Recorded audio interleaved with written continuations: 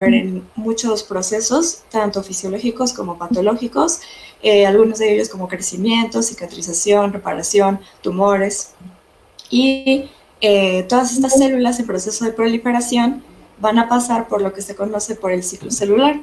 De este ciclo celular, recordando un poco, pues sabemos que G1 va a ser esta fase en donde se va a producir la maquinaria que va a ser necesaria para, en un principio, replicar todo el material genético, que esto sería en la fase S.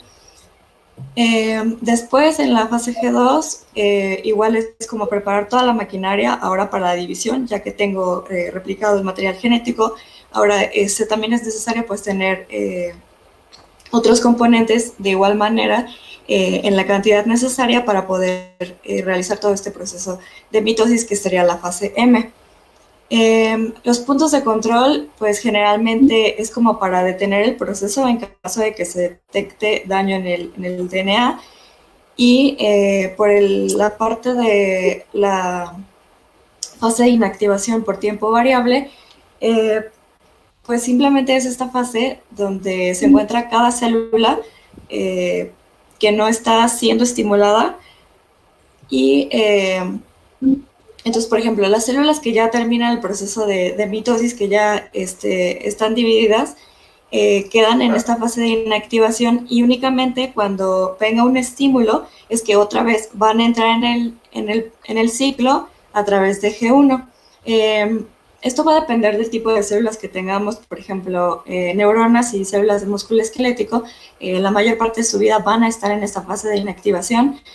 Otras, por ejemplo, de médula o de la intestina, de la mucosa intestinal de la mucosa intestinal, van a tener que estar dividiéndose diariamente. En la diapositiva siguiente, en la 3, también vemos, por ejemplo, que si nos encontramos con una célula epitelial y pues no hay algún estímulo, por ejemplo, de alguna lesión, esta se va a encontrar inactiva. Pero si ya hay una lesión y entonces necesito incrementar el número de células para poder sustituir esas que están siendo dañadas, pues entonces vienen los estímulos y entra en lo que sería otra vez el ciclo celular. Entonces, perdón, tengo sí. una duda. Cuando hablas de G0 y de que, ¿cómo dices? Que están, no inestables, que están inactivas, ¿a qué te Inactivos, ajá. refieres? Pues que no se ¿Cómo que está... inactivas? O sea, ¿la célula está ahí y ya? ¿O qué pasa en G0? O sea, ¿la célula está inactiva? Eso es... No, en o- realidad, O sea, que no se está dividiendo. Ah, ajá. ok.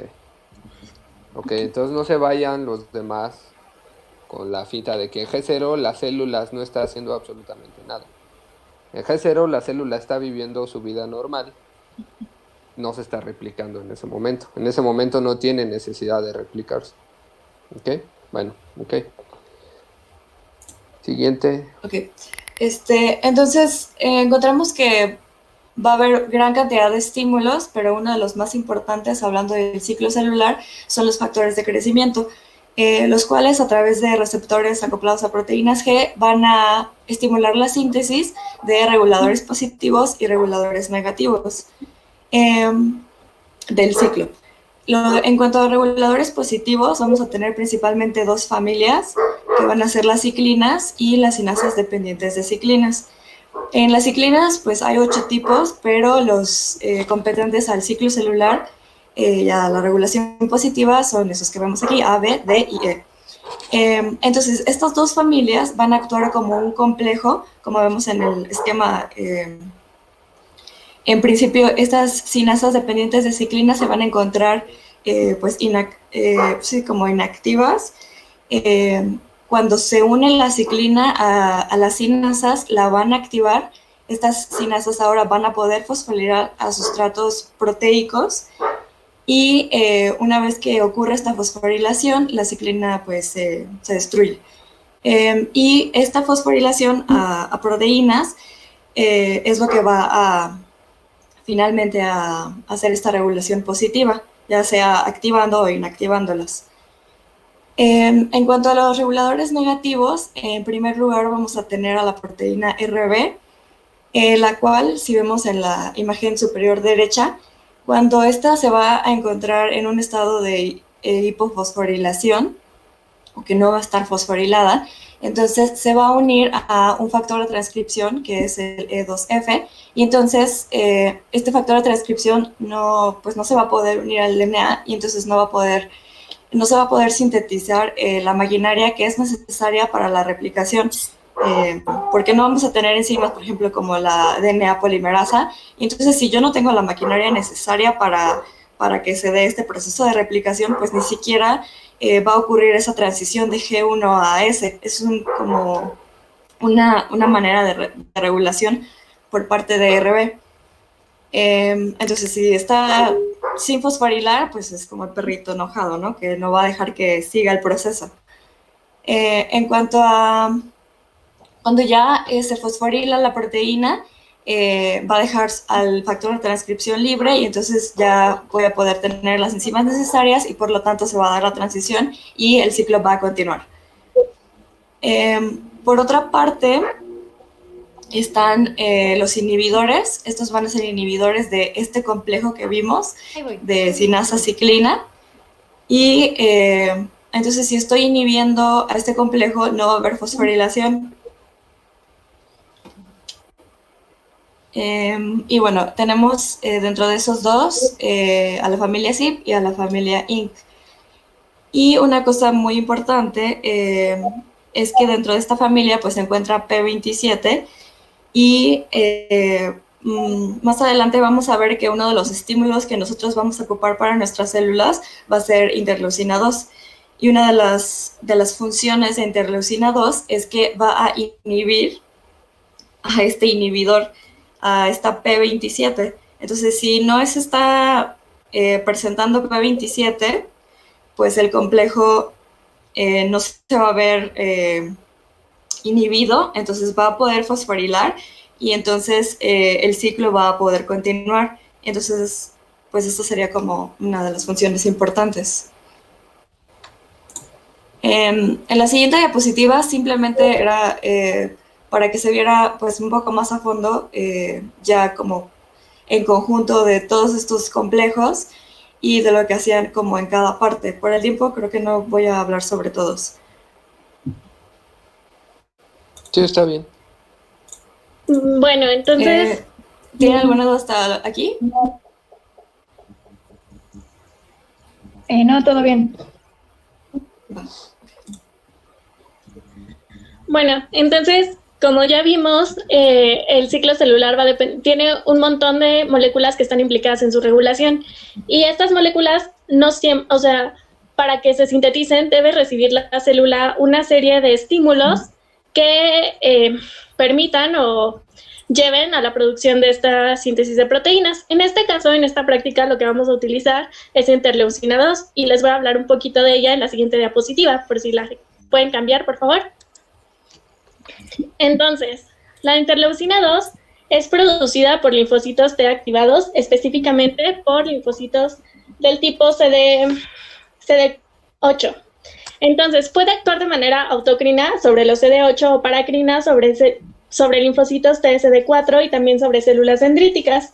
Y lo que hace, bueno, su papel principal es potenciar la expansión y la diferenciación de las células tipo CD8 que ya estén activadas. También es una molécula que tiene muchísimos papeles dentro de la respuesta inmune, así que también aumenta la actividad de células natural killer, estimula macrófagos, tiene un efecto antitumoral y promueve la polarización de diversos tipos de linfocitos T. Ahorita voy a hablarles un poquito de cómo lo hace. Entonces, ahí les puse una imagen de la interleucina 2. Y en la siguiente diapositiva, no sabíamos si lo íbamos a explicar, entonces tiene un pequeño texto por si lo quieren revisar, pero en condiciones normales se está produciendo interleucina 2 de manera basal. O sea, los linfocitos CD4 están produciendo niveles bajos de interleucina 2 que al llegar a una célula dendrítica a presentarle un antígeno, promueve que esta síntesis se aumente. Entonces va a haber niveles mucho mayores de interleucina 2 y eso va a optimizar la respuesta de los linfocitos CD8 y su expansión, así como ya cuando se monta la respuesta inmune y comienza a ser efectiva, también ayuda a que se pueda regular esta expansión y que no sea descontrolada, y también que se pueda dar como la disminución de la población y una nueva generación de memoria y también una segunda expansión en caso de que sea necesario. ¿Cómo lo hace? Aquí te voy a interrumpir tantito. O sea, entonces, ¿quién produce la interleucina 2? Las células CD4 y también las células CD8 cuando son activadas. Ok. La CD4 y la CD8 producen interleucina 2. Dijiste que había un nivel como basal de producción de IL-2.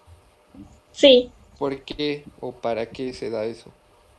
Porque también la interleucina 2, como dije, tiene muchos papeles, actúa sobre los linfocitos T reguladores, entonces permite que ejerzan su función. O sea, es que es una interleucina que está implicada en muchísimas actividades del sistema inmune, entonces no solo va a estar actuando a nivel proliferación, sino que en diversos tipos celulares va a generar distintas funciones. Entonces, para regular a los T reguladores, se necesita.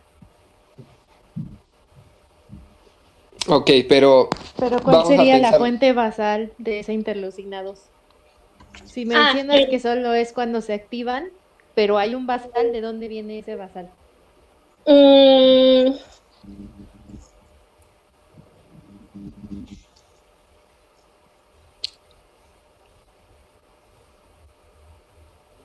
No sé. Sería de los CD4. Ajá, sería de los CD4.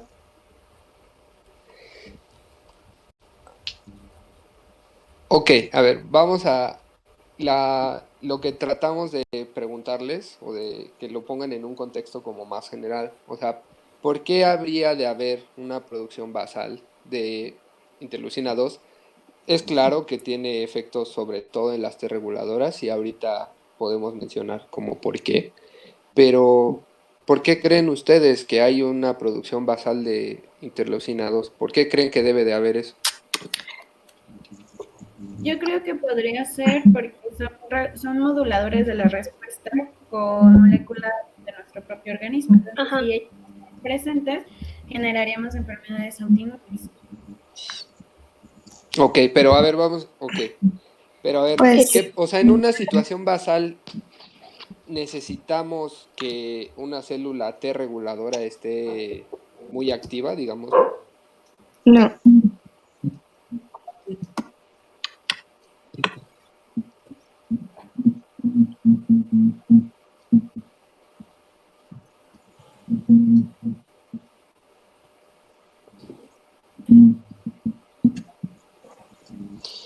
Bueno, yo la otra vez estaba leyendo un poco sobre la activación de linfocitos T y encontré que la interleucina 2 es un factor de supervivencia.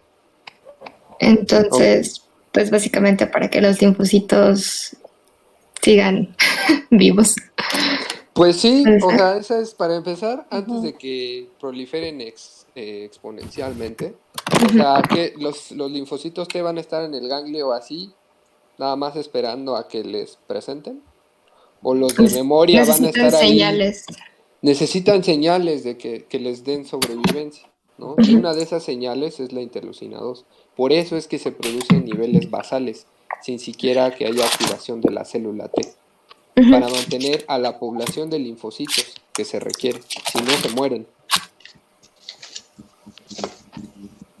¿Ok? Y ya la siguiente función es la de que sí, efectivamente. ¿Cuál es la primera interleucina que se produce después del contacto célula presentadora linfocito T?